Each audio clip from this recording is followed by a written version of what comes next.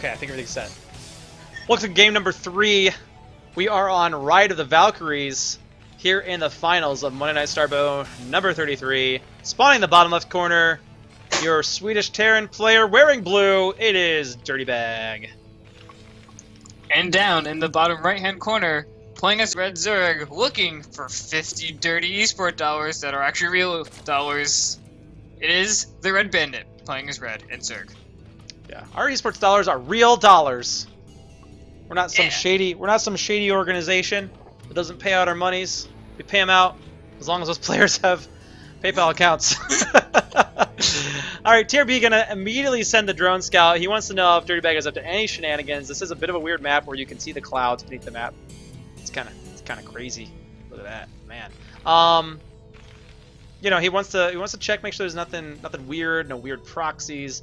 Because it is a very unique map, and you know, Dirtybag's map choice. TRB thinks, you know, maybe he's gonna be going for something weird. And we have an immediate engineering bay block here for Dirtybag to prevent the hatch from going down. So TRB will be forced into making a pool first.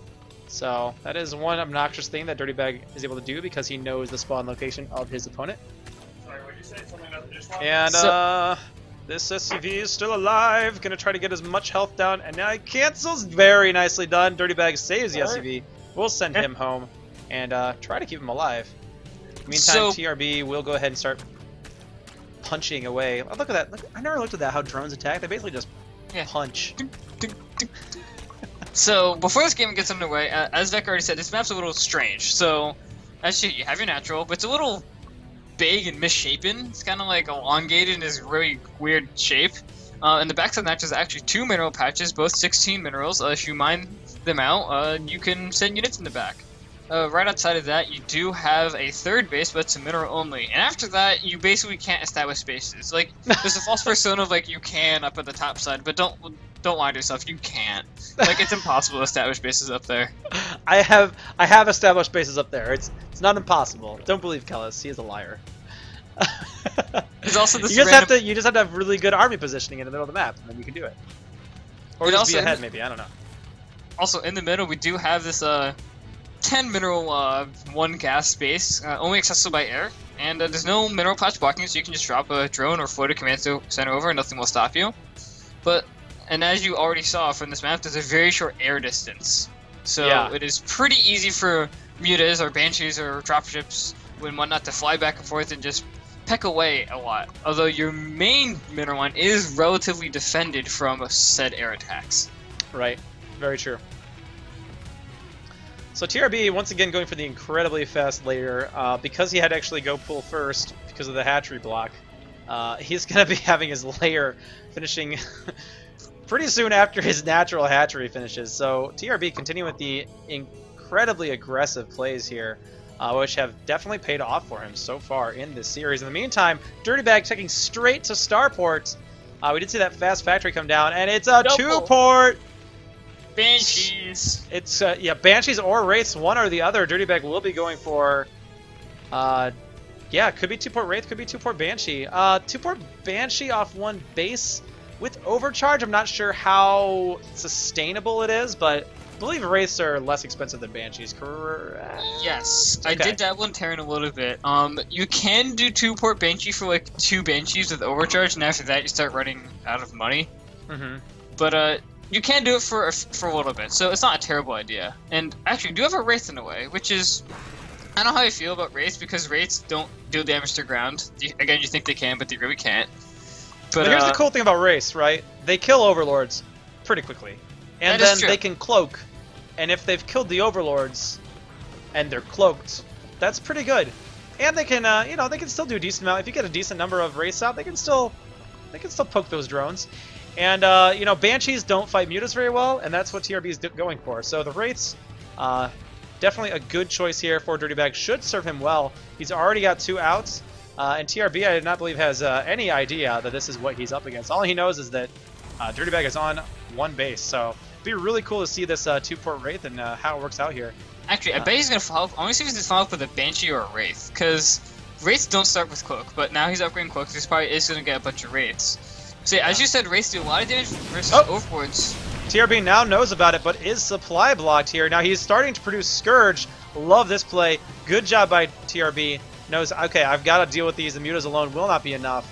So he's going to produce 4 Scourge. Now, Wraiths are extremely microable, very fast units. They can avoid the Scourge. But right now, this Wraith's going to get a few drone kills. Feel pretty good about themselves. Denying the gas, very good. Here comes the Scourge. Will Dirtybag get away? He does manage to get away. Pulls back. Good awareness here from Dirtybag.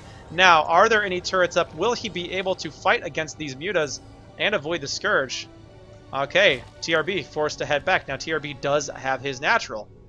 But he's pretty far down in workers, but that's it's not stopped him from winning the last 2 games.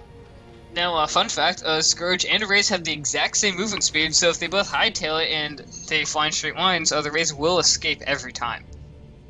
Yeah, so do mutas too. All those air units there do have the same movement speed, all very quick. Quite a few Wraiths out. So Cloak did just finish for the Wraith, so Cloak is so. For those of you who are curious, like the Ghost Cloak and the Banshee Cloak is not a permanent cloak, it's a time duration cloak. Banshees have a pretty short duration, while Ghosts have a medium duration. But for Wraiths, it's just the normal cloak that you've known from Brood War. 25 energy, they turn invisible until they run out of energy. Yep. Now, nice play here from TRB. Did get Overlord speed, so he can start to be aggressive, because he knows, okay, Dirtybag's going to be getting that cloak. I need to make sure my Overlords can actually follow my army. Going to pick up this Viper immediately. A nice pick off for Dirtybag. I do like the Viper switch because Ensnare will be really, really good against the Wraiths, because not only can they not cloak, Scourge can all of a sudden catch up to them, and as you can see, Wraiths have a tendency to stack on top of each other, so the Scourge can do a lot of damage. Oh, will he be able to get Ensnare down? TRB does have this Viper up. He doesn't have the energy, he's 3 energy away, and now he can, but he wanted that a few minutes ago, or a few seconds ago, not now. Yeah, that's such a close timing there. 14 drones to 29 SCVs. TRB does not like to make drones in this matchup. No. Dirtybag scans, though, still has such a sizable Wraith force. Now, has he started to even work on an expansion? No. Dirtybag very, very aggressive here, staying on one base, so neither of these players are going to have a tremendous amount of income. Oh, God! Oh, the Ensnare does go down, and these Wraiths are going to be in a terrible position. Both of the Wraiths will be cleaned up. No, the Cloak will not save them, and now TRB has free reign in the skies with a huge pack of mutas. The Ensnare from the Viper, so important. And now, Dirtybag has to defend with just Bio against this Mutalisk force. Does he even have an engineering bay on the field? He does. The bay just finished, so he has to throw those turrets like 3 seconds ago. But no turrets on the way quite yet, so these mutas are raining hell into these SCVs. All these SCVs are going to start to fall.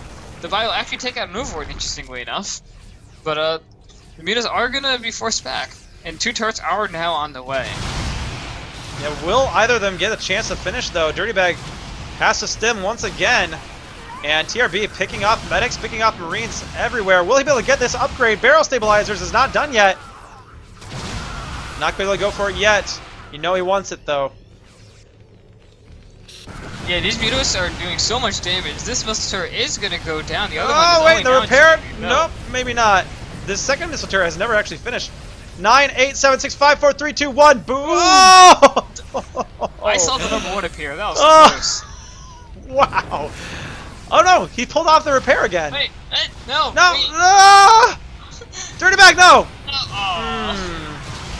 You know, these mutas are going to kill these supply depots. Not going to supply block Dirtybag, but it is going to force this barracks back. Yeah, barrel stabilizers importantly did finish though. And this actually opens the door for a big Ling run by too, because now there's no wall in.